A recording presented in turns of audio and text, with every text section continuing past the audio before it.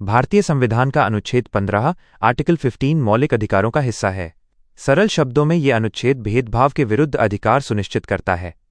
इसका मुख्य उद्देश्य समाज में समानता लाना और सदियों से चले आ रहे ऊंच नीच के भेदभाव को खत्म करना है। यहां अनुच्छेद 15 की मुख्य बातें आसान हिंदी में दी गई हैं। 1. राज्य किसी के साथ भेदभाव नहीं करेगा। अनुच्छेद 15(1) के अनुसार सरकार राज्य किसी भी नागरिक के साथ केवल इन 5 आधारों पर कोई भेदभाव नहीं कर सकती: धर्म, रिलीजन, मूल वंश नस्ल, रेस, जाति कास्ट, लिंग, सेक्स, जन्मस्थान, प्लेस ऑफ बर्थ। 2. सार्वजनिक स्थानों पर प्रवेश।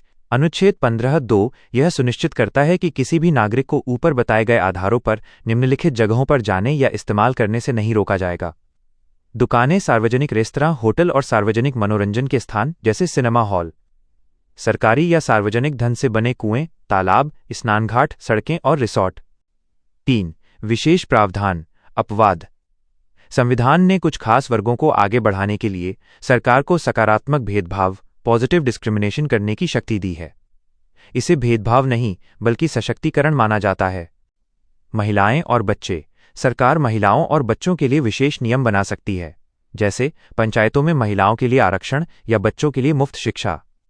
पिछड़े वर्ग, एससी, एसटी और ओबीसी। राज्य को यह अधिकार है कि वह सामाजिक और शैक्षणिक रूप से पिछड़े वर्गों, अनुसूचित जाति एसटी की उन्नति के लिए विशेष योजनाएं या शिक्षा संस्थानों में आरक्षण दे सके। ईडब्ल्यूएस, आर्थिक रूप से कमजोर वर्ग। हाल के बदलावों 130 संशोधन के तहत आर्थिक रूप से पिछड़े सामान्य वर्ग के लोगों के लिए भी 10% आरक्षण का प्रावधान जोड़ा गया है। निष्कर्ष, आसान भाषा में कहें तो अनुच्छेद 15 कहता है कि भारत में कानून की नज़र में सब बराबर हैं।